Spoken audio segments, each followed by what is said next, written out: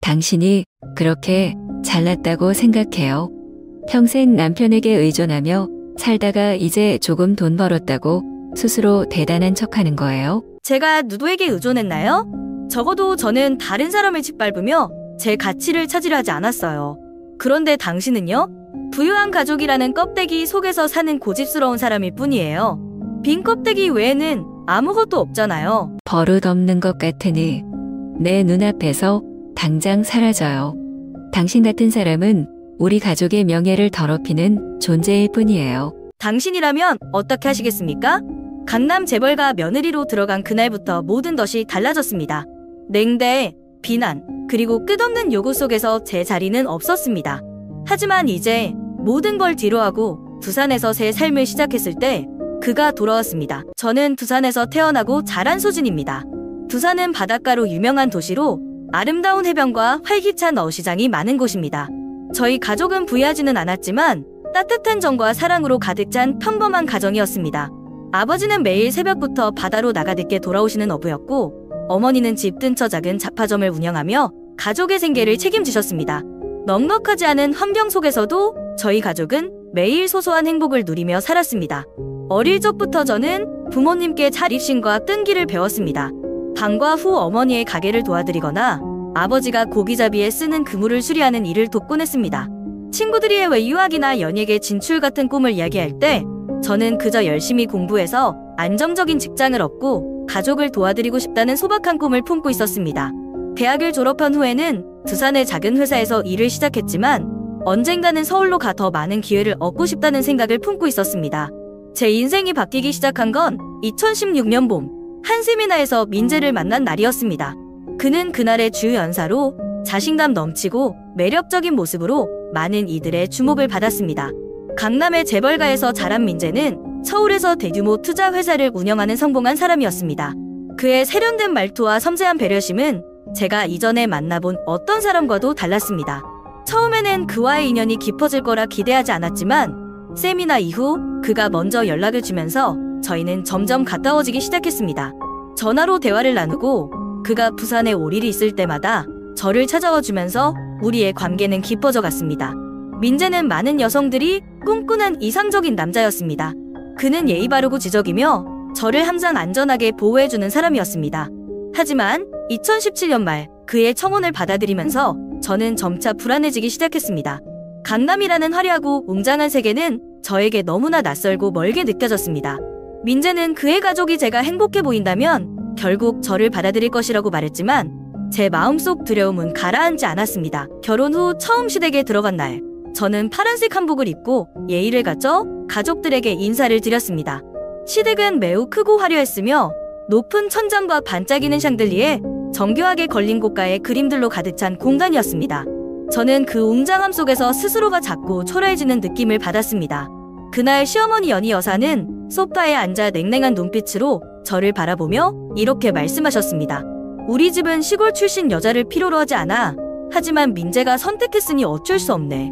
그렇게 새로운 환경에 적응하려 애쓰며 살아가던 중에도 저는 희망의 끈을 놓지 않았습니다.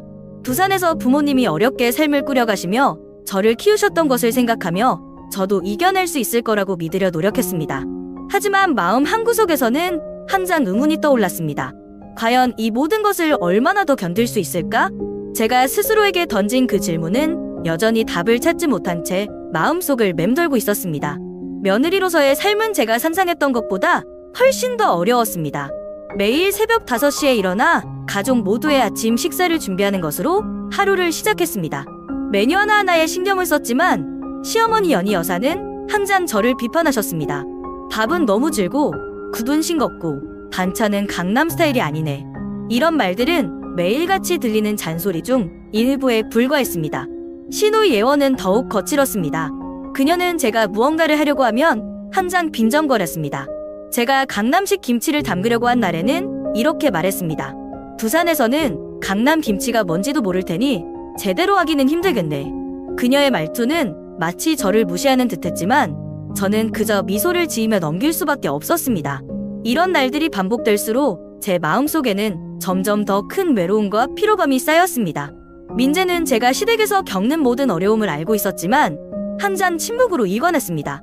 저는 가끔 그에게 도움을 청하거나 속마음을 털어놓고 싶었지만 그는 단지 이렇게 말할 뿐이었습니다. 조금만 참아. 시간이 지나면 어머니랑 누나도 널 이해하고 받아들일 거야. 그의 말은 때로 저를 위로해주기도 했지만 실질적으로 상황이 나아지지는 않았습니다. 혼자서 모든 걸 견뎌내야 한다는 생각에 더 외로워졌고 매일 아침 눈을 뜨는 것이 점점 더 힘들어졌습니다. 시어머니와 시누이의 냉담함 속에서도 저는 민재에게 부담을 주고 싶지 않았습니다. 그가 중단해서 힘들어지는 걸 원하지 않았기 때문에 모든 걸 참고 견디기로 결심했습니다. 하지만 그 결심이 매일같이 시험받는 것처럼 느껴졌습니다. 강남에서의 생활은 너무나 다른 세계였습니다. 그곳의 화려함과 풍족함은 제가 익숙했던 부산의 소박함과는 전혀 달랐습니다. 시댁의 규율과 전통에 적응하는 것도 어려웠지만 가장 힘든 건 저 자신을 이해해줄 사람이 아무도 없다는 것이었습니다. 가끔씩 저는 어머니와 통화하며 눈물을 흘리기도 했습니다. 어머니는 항상 저를 위로하며 힘을 주셨지만 저는 그저 괜찮아요. 잘 지내고 있어요. 라고 말하며 진짜 감정을 숨겼습니다. 이 모든 것이 제게 너무나 힘들었지만 저는 여전히 희망을 품고 있었습니다. 제가 노력하면 언젠가 시어머니와 시누이도 저를 인정하고 받아들여줄 거라고 믿으려 애썼습니다. 하지만 제 안의 불안과 고독은 점점 더 커져갔고 과연 제가 이 상황을 얼마나 더 견딜 수 있을지 스스로도 의문이 들기 시작했습니다. 2020년 저는 은우를 임신했습니다. 저는 이 소식이 시댁의 태도를 바꾸고 저를 따뜻하게 받아들일 계기가 될 것이라고 생각했습니다. 하지만 현실은 정반대였습니다. 오히려 임신을 핑계 삼아 저에게 더 많은 것을 요구하기 시작했습니다. 소진, 내가 더 열심히 일해서 아기를 건강하게 키워야 해. 시어머니 연희 여사는 말씀하셨습니다. 제가 하루 종일 집안일로 지쳐있는 것은 아랑곳하지 않고 더 많은 책임을 제게 떠넘기려는 듯했습니다. 임신 초기는 체력적으로도 정신적으로도 어려웠습니다. 하지만 그런 저를 이해해주는 사람은 없었습니다. 하루는 주방에서 바닥을 닦다가 갑자기 어지러움을 느꼈습니다. 순간적으로 의식을 잃고 바닥에 쓰러졌습니다. 그날 민재는 저를 급히 병원으로 데려갔습니다. 의사는 과로와 스트레스가 원인이라고 말하며 쉬어야 한다고 권유했습니다. 병원에서 돌아오는 길에 민재는 제 손을 꼭 잡으며 걱정스러운 눈빛으로 말했습니다. 더는 무리하지 말고 우리 아기와 내 몸을 생각해서라도 쉬어야 해. 민재의 따뜻한 말은 잠시 저를 위로했지만 집에 도착하자마자 시어머니의 냉담한 말이 저를 다시 현실로 끌어내렸습니다. 다른 사람들까지 힘들게 만드네. 이렇게 못 견딜 거면 왜 우리 집에 들어오겠다고 한 거야? 그 말은 마치 제 존재 자체를 부정하는 것처럼 느껴졌습니다. 제 몸과 마음은 점점 더 지쳐갔고 이제는 눈물을 감추는 것조차 힘들어졌습니다. 시어머니와 시누이의 기대는 점점 더 높아졌고 그 기대를 충족시키기 위해 저는 스스로를 희생해야 했습니다. 그러나 제 몸 상태는 점점 악화되었습니다. 어쩔 수 없이 민재에게 도와달라고 부탁했지만 그는 항상 조금만 더 참아보자라는 말로 저를 달랠 뿐이었습니다. 임신은 저에게 큰 축복이었지만 동시에 더 큰 고통과 외로움을 가져왔습니다. 저는 뱃속의 아기를 위해서라도 이 모든 것을 견뎌내야 한다고 스스로를 다독였습니다. 하지만 시댁의 냉랭함과 끊임없는 엇박 속에서 제 마음은 점점 더 무너지고 있었습니다. 가끔 밤이 깊어지면 저는 주방 창문 밖으로 보이는 달을 바라보며 마음을 추슬렀습니다. 내가 잘못 선택한 걸까? 아니면 더 강해져야 하는 걸까? 스스로를 다그치며 희망을 잃지 않으려 애썼지만 제 마음속에는 점점 더 큰 물음표가 생겨났습니다. 과연 이 모든 상황 속에서 저는 행복을 찾을 수 있을까요? 은우를 출산한 후 저는 더 이상 견딜 수 없었습니다. 2021년 어느 날 저는 은우를 품에 안고 짐을 챙겼습니다. 민재에게 생각할 시간이 필요하다라고 말하며 부산으로 돌아가겠다고 했습니다. 그의 반응은 예상외로 무미건조했습니다. 그는 저를 붙잡지도 않았고 단지 고개를 끄덕이며 이렇게 말했을 뿐입니다. 내가 필요하면 연락해. 그의 냉담함은 마치 제가 떠나는 것이 당연하다는 듯 보였습니다. 그 순간 마음 한구석에서 느껴졌던 미련조차 사라졌습니다. 저는 은우를 안고 고향으로 돌아갔습니다. 부산에 도착한 첫날 밤 어머니와 함께 작은 방에 앉아 있었습니다. 어머니는 제 손을 잡고 따뜻하게 위로하셨지만 저는 말없이 눈물만 흘렸습니다. 그동안 쌓였던 고통과 외로움이 한꺼번에 터져 나오는 듯했습니다. 다음 날부터 저는 새로운 삶을 시작하기 위해 움직이기 시작했습니다. 서울에서의 상처를 지워내기 위해 뭔가에 몰두해야 했습니다. 아이를 돌보면서도 제가 할 수 있는 일이 무엇인지 고민했습니다. 결국 제 손재주를 살려 아기 옷을 직접 디자인하고 온라인으로 판매해보기로 했습니다. 처음에는 모든 것이 어렵게 느껴졌습니다. 제품 사진을 찍고 쇼핑몰을 세팅하고 광고를 내는 과정까지 전부 낯설고 혼란스러웠습니다. 하루에 몇 시간씩 은우를 재운 후 밤늦게까지 컴퓨터 앞에 앉아 일을 해야 했습니다. 그러나 제 곁에는 어머니와 친구들이 있었습니다. 어머니는 손수 디자인한 옷을 함께 꿰매며 저를 도와주셨고, 친구들은 온라인 홍보와 상품 등록을 지원해 주었습니다. 사업을 시작한 지 몇 달 후 드디어 첫 주문이 들어왔습니다. 작은 승리였지만 저에게는 큰 희망을 주었습니다. 점점 주문이 늘어나고 아이 엄마들 사이에서 제 브랜드가 입소문을 타기 시작했습니다. 그럴수록 저는 더 열심히 일했고, 마침내 부산의 작은 공방에서 시작한 사업이 점점 자리를 잡아갔습니다. 하지만 시댁과의 끈은 완전히 끊어지지 않았습니다. 어느 날 제가 한창 작업을 하고 있는데 민재에게서 전화가 왔습니다. 은우는 잘 있니? 그의 목소리는 여전히 차분했지만 뭔가 담담함 뒤에 감춰진 감정이 느껴졌습니다. 잘 지내. 너는 괜찮아? 그런데 어머니가 너를 만나고 싶어 하셔. 그 말에 저는 순간적으로 분노가 치밀었습니다. 출산 후 제가 힘들어할 때는 한마디 위로도 없던 사람이 이제 와서 무슨 이유로 저를 찾는 걸까요? 민재, 어머니께 전해줘. 나는 다시 강남으로 돌아갈 생각이 없다고. 그의 반응은 여전히 무미건조했습니다. 알겠어. 하지만 혹시 마음이 바뀌면 언제든 말해. 전화 통화를 끊고 나서도 저는 한참 동안 화가 가라앉지 않았습니다. 어머니가 저를 만나고 싶어 한다는 말 뒤에는 분명 다른 의도가 있을 것이라고 생각했습니다. 그동안 겪었던 시댁의 냉대와 비난이 떠오르며 저를 더 단단히 다잡게 만들었습니다. 그러나 그로부터 한 달 뒤 어머니와 시누이 예원이 직접 부산까지 찾아왔습니다. 그들은 제 공방에 들이닥쳐 제 앞에 서 있었습니다. 어머니는 여전히 권위적인 목소리로 말했습니다. 소진, 가족끼리는 서로 도와야 하는 거야. 내가 이렇게 사업을 하고 잘 지내는 모습을 보니 좋구나. 하지만 이제 가족의 자리로 돌아올 때가 되지 않았니? 저는 그들의 말에 기가 막혔습니다. 서울에서 제가 겪었던 모든 고통을 무시한 채 이제 와서 도움을 청하는 그들의 모습에 참을 수 없는 분노가 일었습니다. 어머니, 가족이요? 제가 힘들 때는 외면하시더니 이제 와서 가족이라고 하시나요? 저는 이제 제 삶을 살고 싶습니다. 강남의 규율과 기대 속에 다시 돌아가고 싶은 마음은 없습니다. 예원은 여전히 비꼬는 듯한 말투로 말했습니다. 부산에서 이렇게까지 성공할 줄 몰랐네. 역시 강남에선 안 돼도 여기선 되나 봐. 저는 그녀의 말에 웃음으로 대응하며 이렇게 말했습니다. 예원이, 여기서 뭘 하든 제 삶이고 제 선택이에요. 강남과 비교할 필요 없어요. 당신들이 인정하지 않아도 저는 제 자리에서 충분히 행복해요. 그날의 대화는 저에게 큰 전환점이 되었습니다. 저는 더 이상 과거의 상처에 얽매이지 않기로 결심했습니다.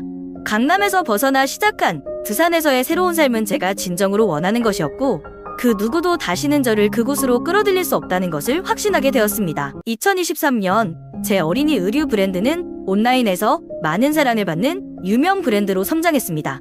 처음 부산의 작은 공방에서 시작했던 사업은 이제 서울 동대문의 큰 매장에 열 정도로 확장되었습니다. 동대문 매장은 제 인생의 새로운 장을 열어준 장소였습니다. 매일같이 손님들이 찾아오며 제 디자인에 감탄해주는 모습을 보면서 저는 큰 보람을 느꼈습니다. 어느 날 매장 한가운데서 직원들과 함께 신상품 디스플레이를 정리하고 있을 때였습니다. 문이 열리더니 낯익은 얼굴들이 들어섰습니다. 시어머니 연희 여사, 시누이 예원, 그리고 민재가 제 매장에 나타난 것입니다. 그들의 등장은 정말 갑작스러웠고 잠시 동안 저는 놀라서 아무 말도 할 수 없었습니다. 연희 여사는 여전히 권위적인 표정을 지으며 매장 안을 둘러보았습니다. 그녀의 눈빛은 매장을 평가하는 듯했고, 예원은 언제나처럼 비꼬는 듯한 미소를 띠고 있었습니다. 민재는 저와 눈을 마주치며 다가왔습니다. 우리 가족이 너의 도움이 필요해. 민재는 조심스럽게 말했습니다. 그의 말에 저는 어이없다는 듯 웃음을 터뜨렸습니다. 도움이요? 제가 힘들 때는 아무도 제게 도움을 주지 않았는데 이제 와서 저를 찾으시는 이유가 뭔가요? 연희 여사는 여전히 차가운 목소리로 말했습니다. 소진, 가족끼리는 서로 돕는 게 당연한 거야. 내가 이렇게 잘 나가는 걸 보니 기쁘구나. 하지만 우리 가족이 지금 힘든 상황에 처해 있어. 내가 도와줄 수 있다면 좋겠구나. 저는 그 말에 속에서 끓어오르는 분노를 억누르며 차분히 대답했습니다. 어머니, 제가 이 자리까지 오는 동안 얼마나 힘들었는지 아세요? 제 도움 없이도 강남의 대단한 재벌가라면 충분히 해결할 방법이 있지 않나요? 예원은 비꼬듯 한숨을 내쉬며 말했습니다. 그래? 너도 이제 성공했다고 생각하겠지? 하지만 결국 우리가 널 받아줬으니 여기까지 온 거 아니야? 그 말에 저는 더 이상 참을 수 없었습니다. 받아주셨다고요? 제가 강남에서 받았던 건 냉대와 비난뿐이었습니다. 어머니와 당신들이 제게 해준 건 아무것도 없어요. 제가 여기까지 온 건 오로지 제 노력 덕분입니다. 민재는 그제야 입을 열었습니다. 소진, 우리도 잘못이 많았어. 내가 널 지켜주지 못한 것도 미안해. 하지만 지금은 가족으로서 서로 도울 수 있는 방법을 찾아보자. 그의 말에도 저는 마음이 흔들리지 않았습니다. 민재, 가족이요? 가족은 서로를 보호하고 지지하는 존재라고 생각해요. 하지만 내가 필요할 때는 어디에도 없던 사람들이 이제 와서 가족이라는 이유로 도움을 요청하는 게 옳은가요? 그들의 방문은 저에게 과거를 돌아보게 했습니다. 강남에서의 고통스러운 시간, 홀로 부산에서 새 삶을 시작하며 흘렸던 눈물, 그리고 지금 이 자리까지 오기 위해 들였던 모든 노력, 이 모든 기억들이 떠오르며 저는 더 이상 그들에게 휘둘리지 않겠다고 결심했습니다. 저는 그들을 제 사무실로 안내했습니다. 연희 여사는 여전히 권위적인 태도로 자리에 앉아 저를 똑바로 쳐다보며 말했습니다. 소진, 우리는 가족이야. 가족끼리는 서로 도와야 하는 게 당연한 거다. 내가 지금 민재를 어려운 상황에 두고 떠나는 건 옳지 않아. 그 말은 마치 제 결정을 비난하는 듯 들렸습니다. 하지만 이제는 더 이상 참을 수 없었습니다. 저는 그녀의 눈을 똑바로 바라보며 단호하게 대답했습니다. 가족요? 가족은 서로를 아끼고 지켜주는 곳이어야 해요. 하지만 제가 강남에서 받은 건 상처와 맹대뿐이었어요. 저는 그 모든 걸 견뎌내며 지금 이 자리까지 왔습니다. 이제는 제 자신을 위해 살 차례예요. 더 이상 그런 요구를 하지 말아주세요. 그리고 다시는 여기 오지 마세요. 제 말에 연희 여사는 순간 놀란 듯한 표정을 지었지만 곧 권위적인 태도를 되찾으며 담닥했습니다. 소진, 내가 그렇게 이기적으로 나올 줄은 몰랐구나. 내가 강남에서 누렸던 모든 기회를 잊은 거니? 우리가 너를 받아줬으니 내가 지금 여기까지 온 거야. 저는 그녀의 말을 듣고 웃음이 터질 뻔했습니다. 어머니, 제가 강남에서 누렸던 기회라니요? 제가 받은 건 비난과 외면뿐이었어요. 제가 여기까지 온 건 저 스스로의 노력 덕분이지 결코 어머니 덕이 아닙니다. 이때 예원이 참지 못하고 끼어들었습니다. 소진, 내가 이렇게 오만해질 줄은 몰랐네. 부산에서 조금 성공했다고 이렇게 말할 수 있는 거야? 강남과 비교하면 내가 하는 일은 겨우 시작에 불과해. 예원의 말은 여전히 비꼬는 듯했고 저는 더 이상 그녀와 말싸움을 할 가치조차 느끼지 못했습니다. 예원 씨, 강남이든 부산이든 저는 제 자리에서 최선을 다해 살아왔어요. 그리고 그게 제 삶이에요. 당신들이 인정하지 않아도 괜찮습니다. 저는 지금 충분히 행복하니까요. 민재는 그제야 조용히 입을 열었습니다. 소진, 우리 모두 잘못이 있었어. 내가 너를 지켜주지 못한 것도 사실이고 어머니와 누나도 너를 힘들게 했던 걸 알고 있어. 하지만 지금 우리가 다시 함께 할 수 있는 기회를 만들어 보면 안 될까?